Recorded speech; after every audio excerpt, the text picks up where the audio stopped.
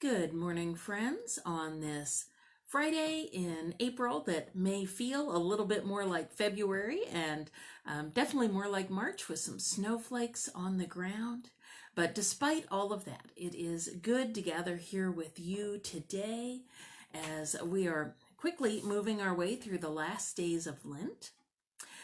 This week, as I've been reading through the devotionals from Good Enough, one that caught my eye was called The Cost of Caring.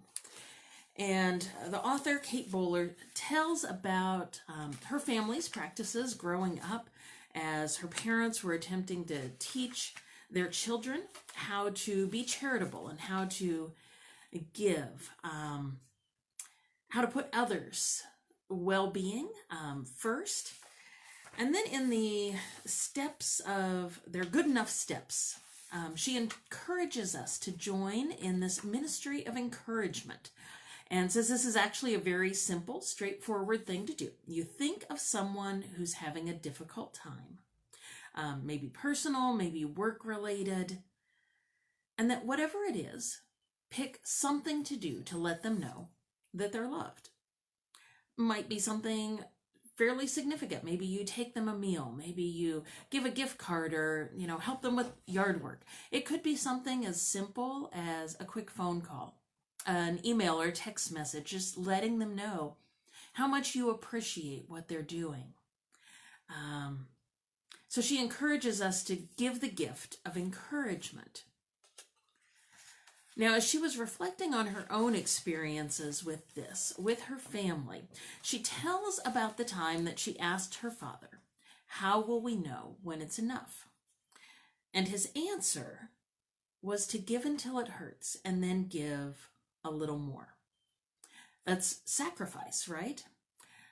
Now, this is a really tricky concept because sometimes this idea of sacrifice must involve pain and hurt. Sometimes that's used in awful ways to justify abuse, to justify violence, and that is never, never okay. As she writes in here on that, it says, part of our confusion lies in our understanding on the purpose of pain, and that much pain can and should be avoided, even prevented. Abusive relationships, self-harm, brokenness and dysfunction, and pathologies of all kinds. And she clearly states that that pain is not part of God's desire for us. And it violates the deepest, truest thing about us, that we are deeply worthy of all good things. So that's the pain that we need to avoid. And if there are red flags in the way that sacrifice can and should be done, we need to heed those. Because unfortunately they have, even within church circles, this has been misused in awful ways. But she then goes on to talk about how it does cost us to care. There is a price for love. And we know this in our own lives. We know that sometimes we're actually hesitant to get involved in new relationships, right? Because we've been hurt, not in those painful, abusive, bad ways, but because we know how much it hurts when love is lost. How much it hurts through just the process of when we love someone, those things that hurt them hurt us as well. She tells the story about a friend of hers who is a nurse and who stepped back into active nursing during the pandemic and wrestling with that sense that to do the job she was called to, it has a cost. It is an occupational hazard. And I think many folks have discovered that as part of the work that they do, whether that's nursing as she described, or teaching, or social work, or parenting.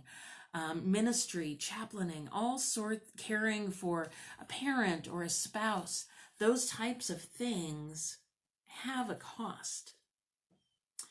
And she writes, what will good things cost us? Hope costs us the satisfaction of cynicism. Love costs us selfishness. Charity costs us greed. We often see this cost clearly when we feel the weight of our obligations, whether it's in our own careers or our own homes, caring for our kids or aging parents or a disabled spouse. She says there's no amount of self-care, even though that is good and important, that generates the kind of empathy that this work requires fully, that there is a cost. And then her last line in this really resonated. The beautiful, terrible work of seeing one another's humanity up close. And that line in particular made me think of our scripture from this last Sunday, where Jesus is at the table of Mary and Martha and Lazarus in Bethany. And Mary had seen her brother Lazarus die. She had wept. There was a cost to loving him. She had then seen Jesus weep over Lazarus's death as well. And for a temporary reprieve, Lazarus is brought back to life. And it's after that happens that Mary was there at the table with Jesus. And this comes shortly before he'll go to his death in Jerusalem. And in this story from John, she pours out the most costly thing she has, likely, this jar of precious perfume of nard, and the scent fills the whole room. She doesn't just pour out a couple drops, but she pours out the entire thing. There's a cost to her love for Jesus and what Jesus has done for her. There's this cost of care. And it's said that John the Apostle, in the later days of his life, he lived so long he could no longer walk, and they would carry him into the churches to preach. And near the end of his life, his sermons got very short and very repetitive, and that he would simply say, "Little children, love one another," and would say it over and over again. And the disciples traveling with him, those caring for him, would ask him about it, and he would simply say, "If you do this, it is enough." And she comments, it's enough because it is all. It is the choice that prefers another to any other thing you'd rather be doing at that moment. And it may be costly. When doing the loving thing becomes your way of moving in the world, suddenly there will be someone who comes into view, whose need you can fill, whose life you can bless in simple but telling ways. When you love your neighbor, you are loving God. For it is the face of Jesus in the one who is sick, the stranger, the lonely, or the imprisoned. And then strangely, it's in this act of giving that you receive joy, even though you may still be more exhausted than you would have otherwise, even when you still bear the burden and your heart still aches. And so I'm thinking this week about those ways that caring costs us, and it is, in that strange sort of way, worth it. Now, it might not feel that way if we were to make a list of all the pros and cons sometimes.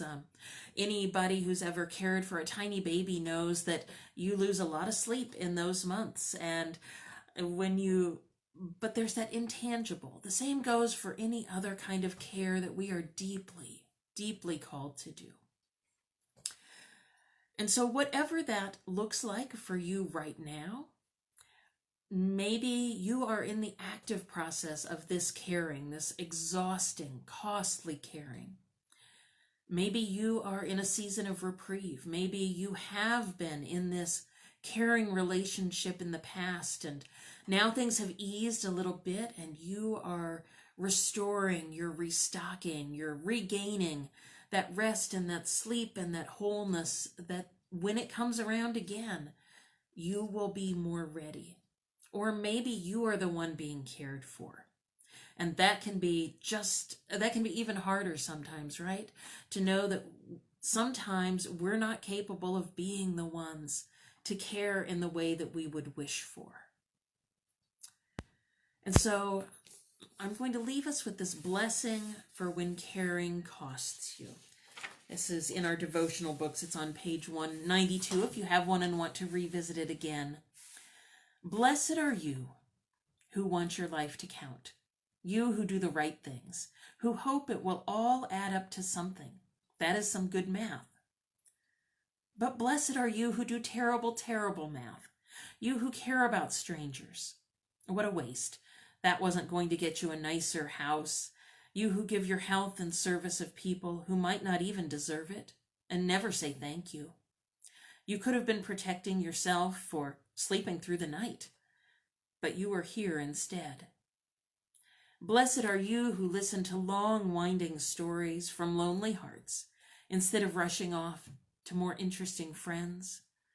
You picked boredom or loving strangers instead of the warmth of being known.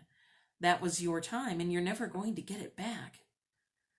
And blessed are you who love people who aren't grateful, the sick who endanger your health, the deeply boring who know you have things to do.